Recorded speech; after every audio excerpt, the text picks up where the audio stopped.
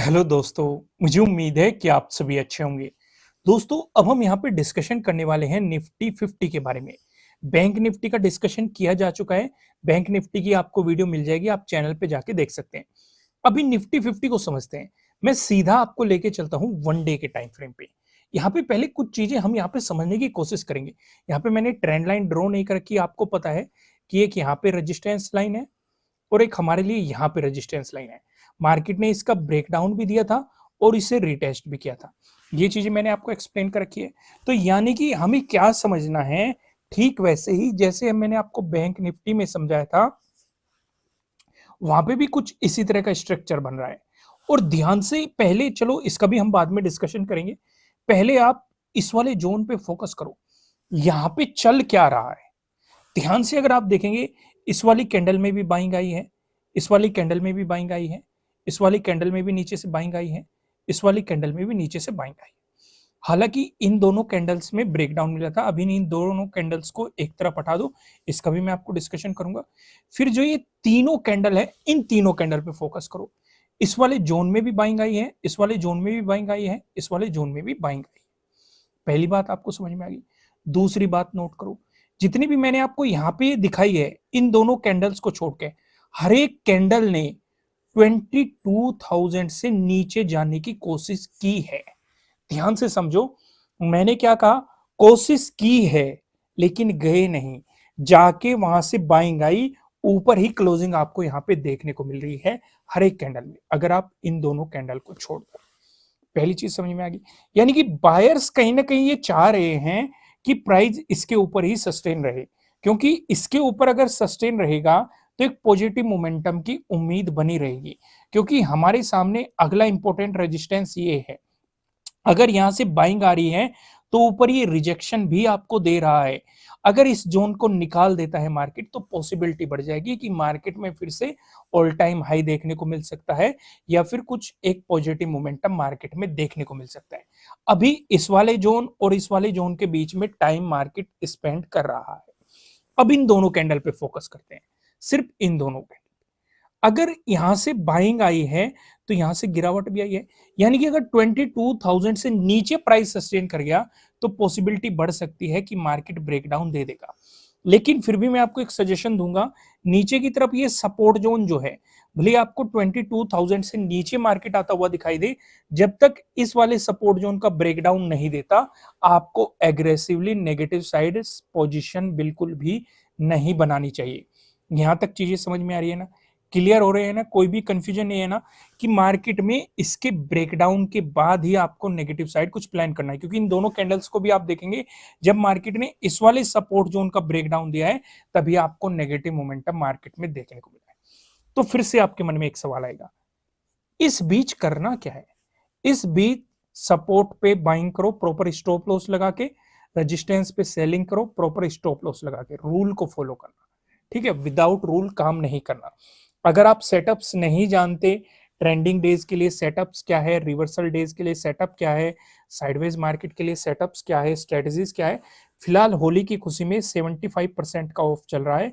नीचे डिस्क्रिप्शन में आपको एप्लीकेशन का लिंक मिल जाएगा, आप जाके अपनी लर्निंग को स्ट्रॉन्ग कर सकते हैं और इन छुट्टियों का फायदा उठा सकते हैं। फिलहाल मैं आपको लेके चलता हूं सीधा 5 मिनट के टाइम फ्रेम पे, लॉजिक समझते हैं, फिर 2 आवर के टाइम फ्रेम पे जाएंगे, फिर 15 मिनट के टाइम फ्रेम पे जाएंगे। लॉजिक काफी सिंपल सा है, अगर आप देखेंगे सिंपल सा रूल ये कहता है, बड़ी ग्रीन कैंडल, बड़ी रेड कैंडल, बड़ी गैप अप ओपनिंग, बड़ी गैप डाउन ओपनिंग, इन चारों चीजों से दूर रहना है। क्यों दूर रहना है? क्योंकि ये एक तरह की चलती ट्रेन होती है और चलती ट्रेन में अगर हम घुसेंगे तो दुर्घटना होने के चांसेस बढ़ जाते हैं। तो बेहतर क्या होता है, उस ट्रेन को प्लेटफॉर्म पे रुकने दो, तब उसमें एंट्री की प्लानिंग करेंगे। तो यहाँ पे मार्केट ने बड़ी गैप डाउन ओपनिंग भी दी है, बड़ी ग्रीन कैंडल भी बना दिया, यानी कि दो कंफर्मेशन दे दिया कि अभी मार्केट से दूर रहो। लेकिन यहां से रिजेक्शन कहां ले रही है? प्रीवियस डे क्लोजिंग से रिजेक्शन ले रही है। तो पहली अपॉर्चुनिटीज तो आपके लिए यहीं पे बन जाती है, लेकिन उससे भी बेहतर जो मार्केट ने आपके लिए यहाँ पे जोन क्रिएट किया, इसका जो ब्रेकडाउन दिया। लेकिन क्या नीचे हम ट्रेडिंग डे लो पे फोकस कर सकते हैं? बिल्कुल कर सकते हैं। लेकिन यहाँ पे फिर से वही बात आती है, 22,000, यह इंपॉर्टेंट है। पहला सपोर्ट हमारे लिए कहाँ बन सकता है?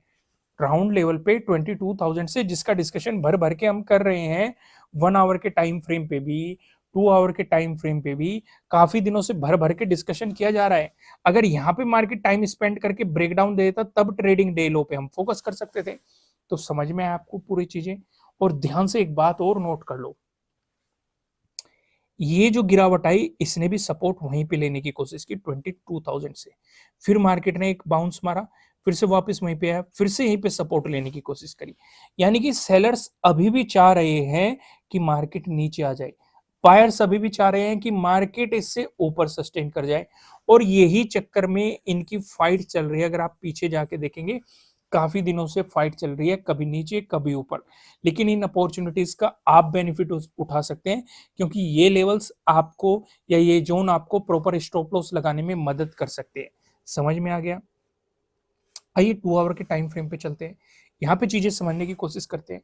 यहाँ पे भी हमें क्लियर क्लियर ये दिखाई दे रहा है कि मार्केट इस वाले जोन और इस वाले जोन में टाइम स्पेंड कर रहा है। क्या पहले भी ऐसा कर चुका है? बिल्कुल कर चुका है। पिछले मतलब इसी मार्च में कर चुका है, यहाँ पे देखो, उससे पहले भी कर चुका है। आप यहाँ पे फरवरी में जाके देखो, फरवरी में भी आपको दिखाई देगा, उससे पहले भी कर चुका है। आप जनवरी में जाएंगे, उससे पहले भी आपको दिखाई देगा। तो यानी कि इस जोन से ऊपर निकलने पे कुछ एग्रेसिव प्लान करेंगे, इस जोन से नीचे निकलने पे कुछ एग्रेसिव प्लान करेंगे। समझ में आ गया आपको? क्लियर हो गया? कंफ्यूजन नहीं है ना? इसलिए ज्यादा टाइम यहाँ पे नहीं लगाते, क्योंकि पहले ही हम ऑलरेडी डिस्कशन इसका काफी डिटेल में कर चुके हैं। मैं सीधा आपको लेके आता हूँ 15 मिनट के टाइम फ्रेम पे। दोस्तों वीडियो का लाइक टारगेट है 1500 लाइक।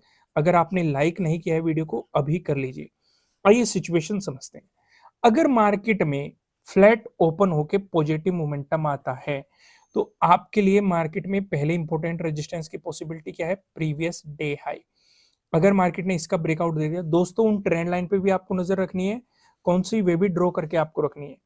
एक तो आपके लिए ये वाली ट्रेंड लाइन थी, क्योंकि मार्केट में रेजिस्टेंस की पॉसिबिलिटी ये भी तो बनेगी, और इन वाले ये सपोर्ट, ये रेजिस्टेंस जोन, इन्हें भी आपको ड्रॉ करके रखना है। समझ में आ गया? वापस मैं आपको वहीं पे लेके आता हूँ। अगर मार्केट में फ्लैट ओपन होकर नेगेटिव मोमेंटम आए, इसका डिस्कशन करने से पहले मैं आपको बता दूं, आपके लिए किसी भी तरह का ना तो कोई बाय रिकमेंडेशन है, ना ही कोई सेलिंग रिकमेंडेशन है। ये जस्ट एजुकेशनल पर्पज से बनाई गई एनालिसिस वीडियो है। इन्वेस्ट करने से पहले आपको अपनी रिसर्च करनी है, अपने इन्वेस्टर की सलाह लेनी है, क्योंकि प्रॉफिट भी आपका होने वाला है, लॉस की जिम्मेदारी भी आपको अपने आप लेनी है। अगर मार्केट ने फ्लैट ओपन होकर नेगेटिव मोमेंटम दिखाया, जो ये 22,000 है, इसका ब्रेकडाउन होने दो। अगर इसका ब्रेकडाउन मिल गया, उसके बाद आप नेगेटिव साइड कुछ प्लान करेंगे, क्योंकि इंपॉर्टेंट सपोर्ट बन जाएगा प्रीवियस डे लो। इसका ब्रेकडाउन मिल गया तो आपके लिए प्रीवियस डे लो के ब्रेकडाउन वाला सेटअप भी बन जाएगा। नहीं पता सेटअप क्या है तो मैं आपको ऑलरेडी बता चुका हूं कि फिलहाल 75% ऑफ चल रहा है। नीचे डिस्क्रिप्शन में आपको एप्लीकेशन का लिंक मिल जाएगा, यहाँ पे आप देखेंगे। उसके बाद आपके लिए इंपॉर्टेंट सपोर्ट की पॉसिबिलिटीज हो सकती है 22 का डे लो। लेकिन अगर मार्केट ने आपको गैप अप ओपनिंग दे दी, तो आप पूरा फोकस प्रीवियस डे हाई पे रखेंगे। अगर मार्केट इसी के आसपास गैप अप ओपन होकर ब्रेकआउट देता है, एक तो आप उस ट्रेंड लाइन पे नजर रखेंगे, ठीक है। दूसरा आप फोकस करेंगे जो ये 22 का डे हाई है, ये आपके लिए एक इंपॉर्टेंट रेजिस्टेंस की तरह रोल प्ले कर सकता है। लेकिन अगर मार्केट ने गैप डाउन ओपनिंग दे दी, इस वाली सिचुएशन में क्या करेंगे?